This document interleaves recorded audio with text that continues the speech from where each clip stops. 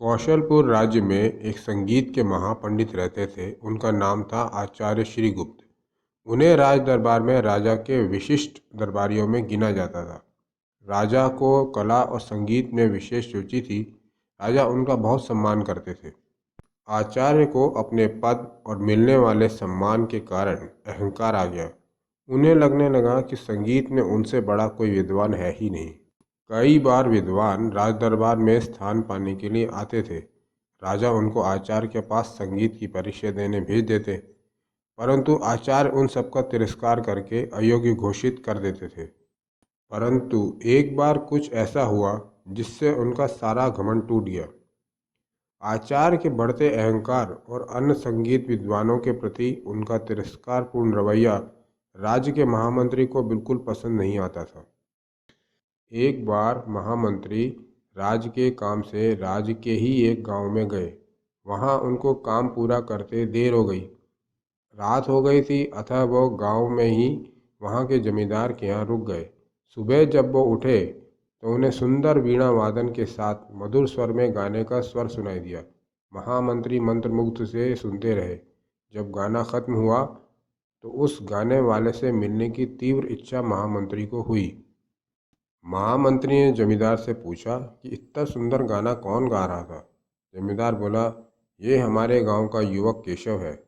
वो माता सरस्वती का बहुत बड़ा भक्त है। वो ही सुबह सुबह सरस्वती वंदना गा रहा था। महामंत्री ने उस युवक से मिलने की इच्छा व्यक्त की। जमींदार ने केशव को बुलवाया।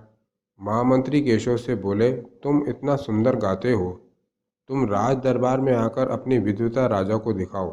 राजा अवश्य तुम्हें राज दरबार में स्थान देंगे। यह कहकर महामंत्री राज्य में वापस आ गए। केशव एक दिन राज दरबार में उपस्थित हुआ। उसने राजा से कहा, मैं अपना संगीत सुनाने की आज्ञा चाहता हूँ। मैं राज दरबार में स्थान पाने की इच्छा से आया हूँ महाराज। राजा बोले, ठीक है, पहले तुम आचार्य के समक्ष अपना संगीत प्रस्तुत करो। अगर उन्होंने तुम्हें योग्य घोषित किया तो हम तुम्हें राज दरबार में नियुक्त करेंगे। परंतु आचार्य तुरंत बोले, महाराज, मुझे तो यह युवक कोई विद्वान प्रतीत नहीं होता। ये एक साधारण सा युवक है। इसकी परीक्षा लेने में अपना समय क्यों व्यर्थ किया जाए। ऐसे तो सैकड़ों लोग घूम रहे हैं। आचार्य के कटु वचन सुनकर केशव को अपना बहुत अपमान लगा। वो बोला, महाराज, मैं अब कोई संगीत प्रस्तुत करना नहीं चाहता, परंतु एक दिन ऐसा आएगा जब आपको मेरी आवश्यकता पड़ेगी। यह कहकर केशव वापस अपने गांव लौट गया। समय बीतने के साथ राजा के यहाँ एक पुत्र का जन्म हुआ। राज्य में तरह तरह के उत्सवों का आयोजन किया गया। वर्ष बीतते गए, राजकुमार युवा हो गया। राजकुमार एक सुंदर और प्रभावशाली युवक था। उसे आखेट करना बहुत पसंद था। वह कभी कभी जंगल में आखेट के लिए जाया करता था। एक दिन वो आखेट के लिए गया। उसे एक सुंदर हिरण दिखाई दिया। हिरण ने राजकुमार को देखा तो वो जंगल में भागा। राजकुमार ने उसके पीछे अपना घोड़ा दौड़ा दिया। राजकुमार हिरण का पीछा करते करते घने जंगल में आ गया। अचानक हिरण उसकी दृष्टि से ओझल हो गया। राजकुमार को एक सुंदर युवती दिखाई दी। राजकुमार उस अकेली युवती को देखकर आश्चर्यचकित हो गया। वो बोला, आप कौन हैं और इस भयानक जंगल में अकेली क्या कर रही हैं? युवती बोली, मैं एक गंधर्व कन्या हूँ। मैंने तुम्हें देखा। तुम्हारा सुंदर रूप देखकर मेरे मन में तुमसे विवाह करने की इच्छा हुई। तुम मेरा प्रणय निवेदन स्वीकार करो और मुझसे विवाह कर लो। राजकुमार बोला, क्षमा करें, मैं आपके साथ विवाह नहीं कर सकता, क्योंकि बिना माता पिता की अनुमति मैं किसी से विवाह नहीं करूँगा।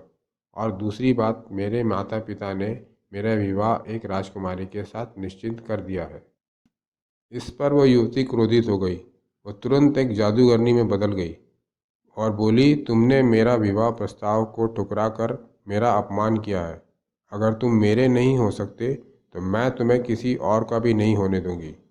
ऐसा कहकर जादूगरनी ने मंत्र पढ़कर राजकुमार पर फूंका और वहां से गायब हो गई। राजकुमार वापस अपने राज्य लौट आता है। कुछ समय पश्चात राजकुमार का विवाह पड़ोसी राज्य की राजकुमारी के साथ तय हो जाता है। बारात विवाह के निश्चित दिन पड़ोसी राज्य में पहुंच जाती है। राजकुमार घोड़ी चढ़कर बारातियों के साथ विवाह स्थल पर पहुंचता है। राजकुमारी वरमाला लेकर आगे बढ़ती है। जैसे ही वो वरमाला पहनाने के लिए अपने हाथ आगे बढ़ाती है, राजकुमार जमीन पर गिर पड़ता है। राजकुमार के गिरते ही सब तरफ हाहाकार मच गया। राजकुमार अचेत हो चुका था। तुरंत वैद्यों को बुलाया गया, परंतु कोई लाभ नहीं हुआ। राजकुमार को वापस उसके राज्य लाया जाता है। उसको ठीक करने कई वैद्य आते हैं, परंतु वह ठीक नहीं होता। दिन पर दिन उसका स्वास्थ्य गिरने लगता है। पूरे राज्य में ये बात फैल गई कि राजकुमार को किसी असाध्य बीमारी ने घेर लिया है। राजकुमार शायद अब बच नहीं पाएगा। एक दिन ऐसा भी आता है जिस दिन राजकुमार की हालत बहुत खराब हो जाती है। ऐसा लगने लगता है अब किसी भी समय राजकुमार की मृत्यु हो सकती है। राजा रानी दुखी होकर राजकुमार के पास बैठे थे। साथ में महामंत्री, आचार्य और अन्य दरबारी भी थे। तभी वहां द्वारपाल आकर सूचना देता है, एक आदमी आया है। वो कहता है कि वो राजकुमार को ठीक कर सकता है। सब चौंक जाते हैं। राजा उस आदमी को बुलाने की आज्ञा देते हैं।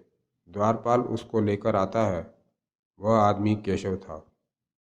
केशव को कोई पहचान नहीं पाता, परंतु महामंत्री उसे पहचान लेते हैं। पर वो उस समय कुछ नहीं बोले। राजा केशव से बोले, जो काम बड़े बड़े वैद्य नहीं कर सके वो तुम कैसे कर सकते हो? केशव बोला, आप मुझे मेरा प्रयत्न करने दीजिए, जो होगा आपके सामने स्वयं ही आ जाएगा। राजा बोले, ठीक है। केशव अपनी वीणा लेकर गाने बैठा। उसकी वीणा से अद्भुत राग निकलने लगा। उस राग के साथ केशव का मधुर गायन से ऐसा वातावरण बन गया कि सब अपनी सुध भूल गए, मानो किसी ने सबको सम्मोहित कर दिया हो। कुछ देर बाद जब संगीत रुका, तब सबका सम्मोहन भंग हुआ। सब ये देखकर हैरान हो जाते हैं कि राजकुमार अपने बिस्तर पर नहीं है, बल्कि वो एकदम स्वस्थ हालत में केशव के पास बैठा हुआ है। केशव के दिव्य संगीत ने जादूगरनी का जादू तोड़ दिया था। तभी महामंत्री बोले, महाराज, ये आदमी वही युवक है जिसे वर्षों पहले आचार्य ने अपनी विद्वता के अहंकार में बिना इसका संगीत सुने अयोग्य घोषित कर इसका तिरस्कार किया था। राजा केशव को बहुत सारा धन और कई गांवों की जमींदारी देने की घोषणा करते हैं। केशव बोलता है, क्षमा करें महाराज, परंतु अब मुझे इन सब की आवश्यकता नहीं है, क्योंकि मैंने अपना जीवन माता सरस्वती की आराधना में समर्पित कर दिया है। यह कहकर वो वहाँ से चला जाता है।